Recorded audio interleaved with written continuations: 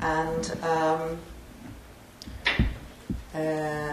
as you heard, my main experience is actually in English language teaching, and later on teaching methodology of teaching. But what I got really interested in recent years was the use of English as an international language.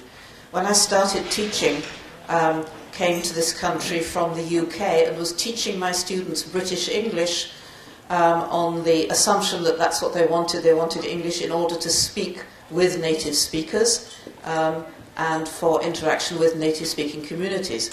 This situation has changed completely over the 40 years I've been teaching, and today it's very much not English as a foreign language, in other words, a language which belongs to someone else and you're learning in order to talk to that someone else, but English is an international language, English which you are learning mainly, our students are learning mainly in order to interact with other people for whom English is not a mother tongue, but do not share any other means of communication. So, some initial concepts and assumptions before I come on to the main point about what the implications are for English teaching and materials. Let me just check time. Okay. Probably, this number is pretty meaningless. It's changing all the time, and anyway, nobody can really know how many people speak English. And anyway, what is speaking English? At what level do you say someone is a speaker of English or not a speaker of English? But it's a lot of people. The estimate is that something like a third of the world's population knows some English, can cope in English, which is a huge number. And they have been traditionally defined according to three circles devised by Brach-Kaczru. The inner circle, which is the native speakers from England, Canada, the United States, Australia, South Africa, whatever. Outer circle, where English is spoken as an official second language, but which is not typically the mother tongue of the people of that country. For example, places like Nigeria, Singapore, India. And the expanding circle, which is places like Israel, France, Spain, Brazil, Japan, where English is taught as an additional language, but it has no official status within the country. I'll give the references at the end, and I hope that the presentation as a whole will be available on the internet if people need to check them later. So today, the majority of English speakers are actually located in the outer or expanding circles. In other words, the majority of people speaking English today are not speaking it as a mother tongue. And it's used for all these things. Okay, I'm not going to read them out, but for all these various purposes worldwide, even people who blog normally, even if they are native French or Spanish or Portuguese or whatever speakers, they tend to blog in English in order to get an international responses. Academic purposes, people need today to be publishing in English in order to be read, in order to be quoted by other academics, and it's becoming increasingly essential. So what's happening today is that most educated speakers of other languages are usually bilingual. They speak their own language plus English. The joke is, what's the definition of a monolingual? And the answer is an American. Because only the Americans and the Brits, I suppose, and there's other people, can manage on English alone. Everybody else needs to know their own language, plus a working language of English. And the interesting thing is that both centripetal and centrifugal tendencies are developing. In other words, there's a tendency centripetal for everybody to know some kind of standard English that everyone can understand in order to communicate. But at the same time, there are varieties, local varieties of English developing all over the world. And what we find is that even native speakers, quote unquote, of English normally speak two dialects of English. They speak their own local dialect, Welsh English or Afro-American English or Cockney English or Scottish English, which may or may not be mutually intelligible, plus they speak some kind of generally intelligible international English. So this thing about most people, educated people in the world are bilingual, does not just apply to non-English speakers, it also very often applies to English speakers. Some general implications then, before I come on to implications for teaching. I want to talk a little bit about the user of English as an international language. The user of English as an international language may originally be either native or non-native. Okay, I was originally a native speaker of English. Most of my colleagues at Oranim are non-natives, but they speak English to a very high level. Typically bilingual or multilingual, increasingly multilingual, or bidialectal, as I described just now, likely to be very skilled in communicative and comprehension strategies. And this is one of the distinctions between a speaker of English as an international language and a speaker of English as a monolingual, intralingual language. A little anecdote here. I was at a conference in Turkey about English as a lingua franca, and a Turk in the audience got up and told the following story. He said, I was in London last year, and for some reason I needed to go to the police station. And I stopped someone in the street, and I said to him, can you tell me the way to the police station? You can understand that, right? I can understand it. This guy couldn't understand it. After another few seconds of exchanges, he understood it. Oh, you mean the police station? He pronounced the word as a monosyllable, police, and this guy was talking about the police. And at first hearing, the Cockney couldn't understand him. He understood eventually. But the typical thing about monolingual, intra-national English speakers is that they typically understand their own dialect pronunciation and so on of English.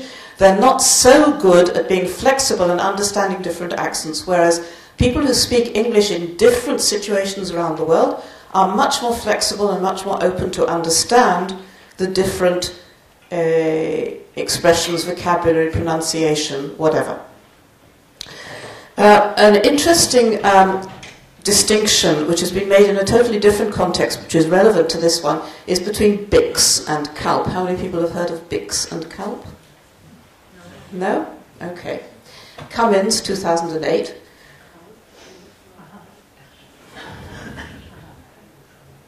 Okay? And he makes a distinction between basic interpersonal conversational skills, which is getting by and telling someone on the street where they need to go and so on, where the police station is, and cognitive academic language proficiency, which is what you need if you are going to use written and spoken English to a higher academic level. BICS often referred to in derogatory fashion as globish or bad English, or the very limited English that we get with sort of street English that people can speak to a minimal level. In some situations, obviously, this is a necessity. If the person has not had the chance to learn English to a high level but needs it just for immediate oral communication, and that is the level of English they're going to speak. In others, it's a stage. In fact, this is how it was originally defined, as a stage on the way to the cognitive academic linguistic ability.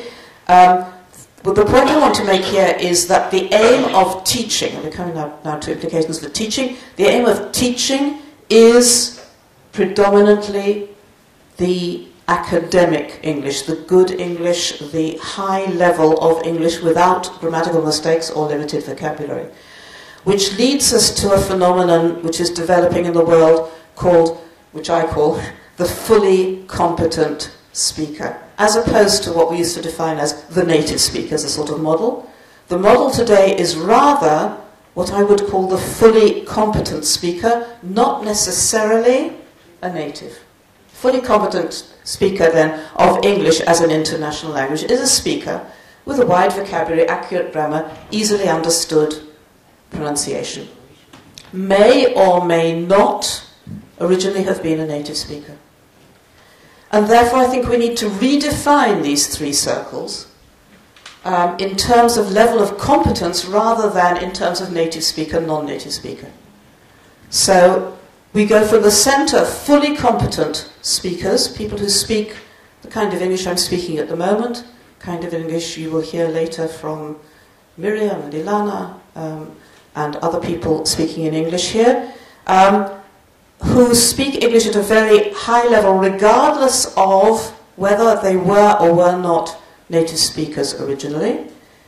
Competent, speak reasonably well, sort of the bridge between Bix and Kalb, if you like. And finally, in the outer circle, you've got limited. A lot of these are non-native speakers who simply have not learnt English to a very high level. But they also include some native speakers who speak a very local dialect which is not universally understood and therefore need to learn a standard version. Okay, implications for teachers then worldwide. I'm going to start off with which language should we be teaching? When I first came into English teaching, there was a lot of controversy over should we be teaching British English or American English. This is to some extent passé, and I'm going to look at the various options here. One of the mainstream native varieties, okay, should we be teaching, to come back to English or American? Should we be teaching a variety of models? Should we be teaching a world standard model? Native model, the disadvantages of a native model are that it is not a native British or native American, is not what is used by most fully competent English speakers. Most fully competent English speakers in the world are not coming from a native background. They are speaking an English which they have learnt in school, or learnt in the profession, or learnt at university, and it is likely to be an English which is international rather than based on a particular native model. It is not likely to be appropriate for international context. I'll give some examples in a moment. And there's a difficulty of deciding, if you're going to take a native model, which native model am I going to adopt? Full competence, if you're going to say to your students, I want you to be like a native speaker, that's a bit unreasonable because nobody can ever be like the native speaker of a language of which they are not a native speaker.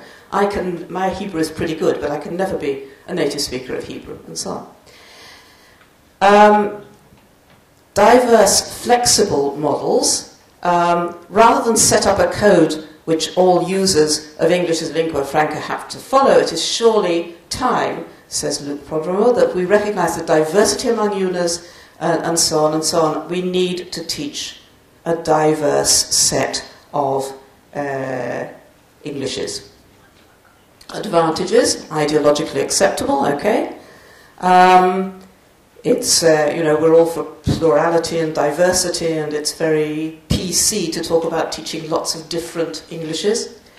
Allows for local variation, and sidesteps the need for codification. If you say, well, any dictionary will do, I don't necessarily need one standard dictionary, then that simplifies matters in some sense. But the disadvantages, I think, outweigh this. There's no clear model.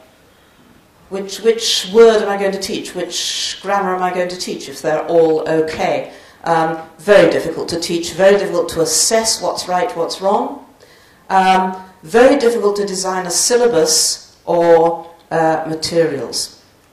Finally, I want to come on to what I think is developing and which is the main, the way we're going today, and that is a standard variety of English to be taught in schools, based probably, if we're honest, on one of or a combination of the native varieties, but eliminating local idiom or usages which are only used within a specific native community.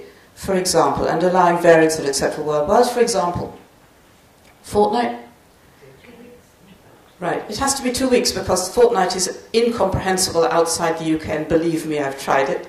And I'm looked at as if I'm crazy. What's a fortnight? So that's only Britain. Cheers, also meaning thank you. Meaning thank you is only Britain. Haven't met it anywhere else outside. And I myself, when someone said to me cheers in the UK, because it came in after I'd left England. So when I came back and someone said cheers to me meaning thank you, I didn't know what they meant. I thought, why doesn't he say thank you? Aluminum, American, okay. Not unacceptable worldwide. Worldwide, it has to be spelt with an I, aluminium. And there's actually a committee of scientific usage which decides how these things shall be spelt. And it should be spelt with an I and pronounced with an I. Billfold, also something which I don't understand, but the Americans don't understand why I don't understand it. Because it's an American usage which is not used outside the UK. And I could go on and on. What we need to do is make sure that when we are teaching English as an international language, we use usages, vocabulary, grammar, which are universally understood and accepted, and take out those particular items which are specific to a local community. So the advantage of that would be that it comprises a range of acceptable forms based on usages of fully competent speakers, comprehensible and acceptable worldwide, and achievable. Because you're not asking students to be native speakers, you're asking them to be fully competent, which has been achieved by a number of people, and will continue to be achievable. The disadvantages are basically, some people claim that it doesn't exist. Well, if it doesn't exist, it's rapidly coming into existence, I think. And it's ideologically unacceptable to many, because many people see the word standard and they think, oof, this is really, you know, this is imposing external authorities and it's denying diversity and so on and so on. But actually, in my opinion, diversity, you really need a solid basis in order to have diversity. You can't diverge unless you've got something to diverge from. And I think the basis of a standard is extremely important for that.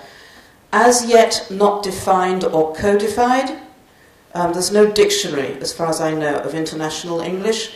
And what's going to happen eventually, has to happen, is a wiki dictionary which is constantly updated. Is there, Ilana? Sorry. ELF is a dictionary, you can define it. Okay, yes. Disagree with it. Yeah, but I think ELF is, yeah, the Vienna School. Yeah. I think we want something which is international, which is constantly updated and contributed to by speakers of English worldwide. Okay, I'm going to skip a bit here if I can get this.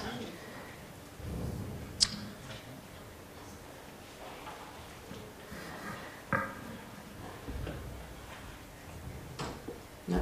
Okay. Implications for teachers worldwide too. Culture and cultural awareness. Here's a rather provocative question. One is used to thinking that language and culture have to be synonymous, that you cannot have a language without culture. But at least one scholar, uptaken from Turkey, claims that English is international English, is a culture-free language, and it's certainly a question which needs asking. In my opinion, and this is personal opinion, I think to a large extent it's tending to become a chameleon of a language. It takes on the colour of whoever's speaking it. So an African can use English to express their Africanness. I can use it to express my own identity, someone else can use it to express theirs. English is becoming increasingly flexible and able to represent a number of cultures. There are some international cultural norms developing. I don't want to go into that at the moment. It's in school teaching. English needs to be used as a vehicle to raise awareness of three types of culture. The home culture, the culture of all those who are able to speak English, world culture, and the culture of English-speaking peoples, query. The last one used to be the most important, it's now the least important. What we're using English for now is to express our own home culture and to talk about international cultures, and that's really what needs to be in the materials and in the classroom. Intercultural competence is becoming extremely important for English teaching, raising students' awareness of different norms, sensitizing them to the different ways people behave, dress, speak, and so on in different cultures, and able to respect those differences and be aware that they're going to come up. You can't teach them all, there's too many of them, but at least raise awareness. The third implication for English teaching, I would say the model of the ideal English speaker. I've already said what I think this should be. Although many people still prefer, language schools prefer an English native speaker, native speakers are not so appropriate for the reasons I'm giving here, and non-native speakers may actually be a better model, provided, of course, they're fully competent speakers. Basically, the question of whether someone is a native speaker teacher or not is increasingly irrelevant. And what matters is that they speak good English and they're a good teacher. Fourth one I want to talk about is materials. A couple of aspects here. Content.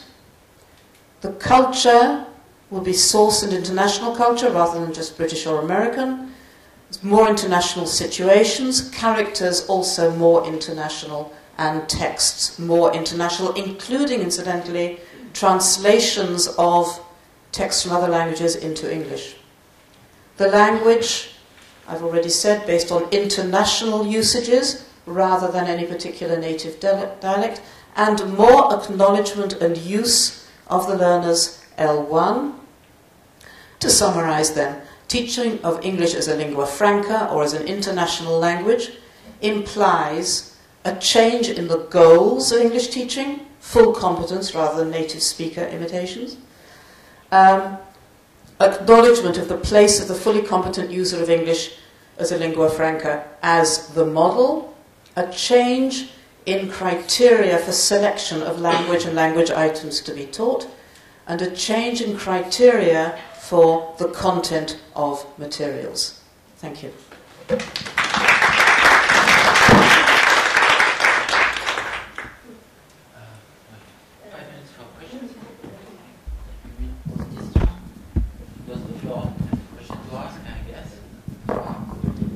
Well, thank you very much. I found this was a welcome and refreshing change from the ELF as propagated by the likes of the Barbara Zeitel-Hofer, Juliana Haas, Jennifer Jenkins, and so on and so forth.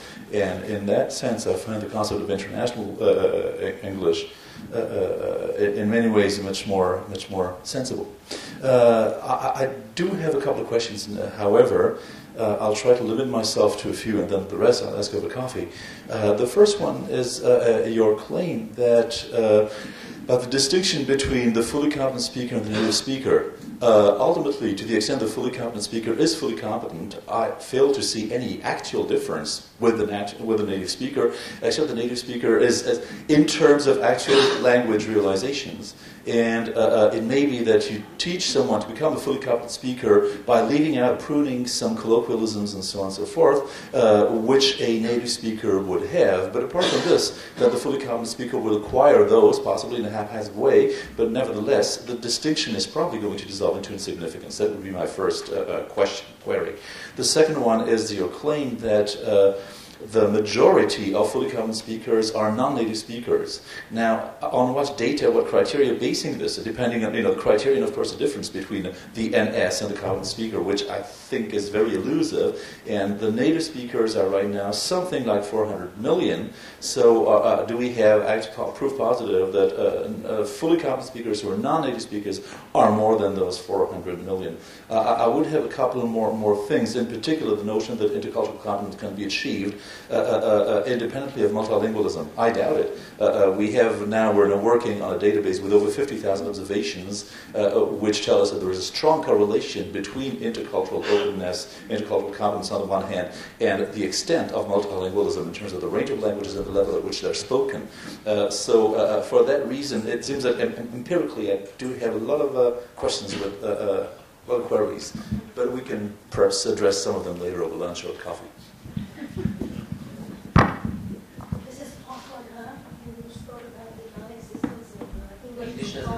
I spent part of my talk yesterday saying that ELF, the end sense, doesn't exist. Yeah. Yes, I would agree with you. I think I also have a lot of problems with the Vienna School of ELF. But to take your second question first about the predominance of the numbers of non-native fully competent speakers, I think I'm wrong on that, and I don't have the data and I should not have made that claim. So thank you very much for pointing that out. I retract on that one. All I can say is that there are a lot of them out there. Like there's several in the audience. And there's a lot of them worldwide. I think eventually they will outnumber, but I certainly have no evidence at all that today they do outnumber, so I apologize for that. You're quite right. As far as the difference between native speakers and fully competent non-native speakers, as far as the English that they speak, I think the difference is minimal. And very often you can not hear the difference, or certainly not see the difference in the text that they write. And the difference is merely in whether they were originally brought up speaking English or not brought up speaking English. But I don't know whether this answers your question or not. I think that we need to define people's competence in English. What I'm trying to say is we need to define people as English speakers, not as where they were born and how they were brought up, but how they speak English today. This is my main point. And if they speak it to a very high level, whether you call that native speaker level or you call that fully competent level, whatever, if they speak it to a very high level, it doesn't really matter where they were born or what they were brought up. That's my main point.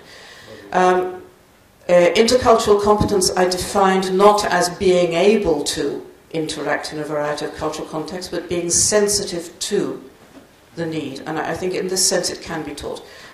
If our aim is to give our students maybe 3-4 examples of places where you need to change the way you behave or the way you relate to people because there are different cultural norms in different situations, and thereby sensitize them to the fact that they're likely to come up against others, then I don't think you necessarily need to be multilingual, but you do need to be sensitized, and that's one thing which English teachers do need to teach in the classroom, this sensitization.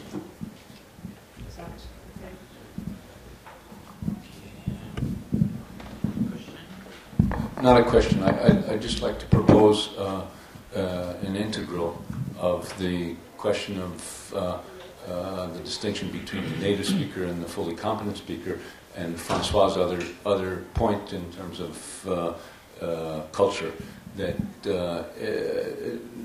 I would wholly agree with you that in terms of what it sounds like, there's probably not a big difference between the fully competent and the native speaker. But I think the dividing line might be actually in that area of culture, pragmatics. Take us back to the immersion work that was done in Montreal, and there remained, even with all the full competence of French speakers of English and English speakers of French, there was always a pragmatic difference. It took expression. This is the kind of thing that I would like to propose, that maybe you could look a little bit more deeply at those cultural kinds of things as a way of defining full competence. I think in the immersion schools to which you're referring, yes, pragmatic competence would remain, but that was a native pragmatic competence, okay? The ability to behave appropriately and with appropriate pragmatics within the Canadian native-speaking, English-speaking or French-speaking, whatever the target language was, culture. And we're talking about here using English as an international language, and therefore the pragmatics of native behaviours is not relevant to what I'm trying to say, because the kind of behaviours which we want our students to be able to use English, could be worldwide, and therefore what we want them to do is to be sensitive to the need to adapt behaviours or to accept different behaviours rather than learn themselves a particular set of behaviours appropriate to a particular community.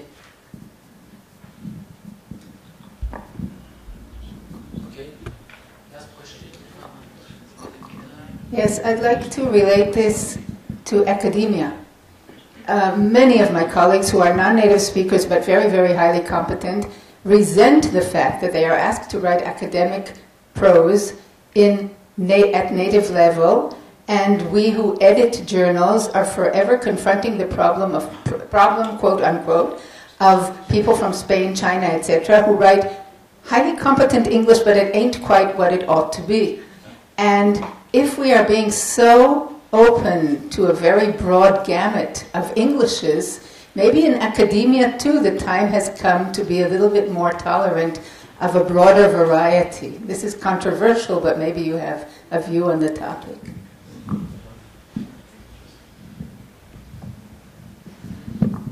Do I have another 15 minutes? It's a very big and important question.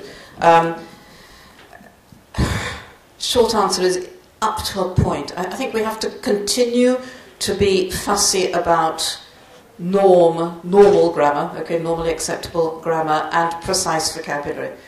Where there are certain idioms which are coming in from another language and which will, which are expressive and useful, I would accept them. But it's really difficult to make any kind of overall pronouncement here. On the whole, I would stick to being fussy about academic prose, because I think the main thing is that it should be universally acceptable, readable to the wide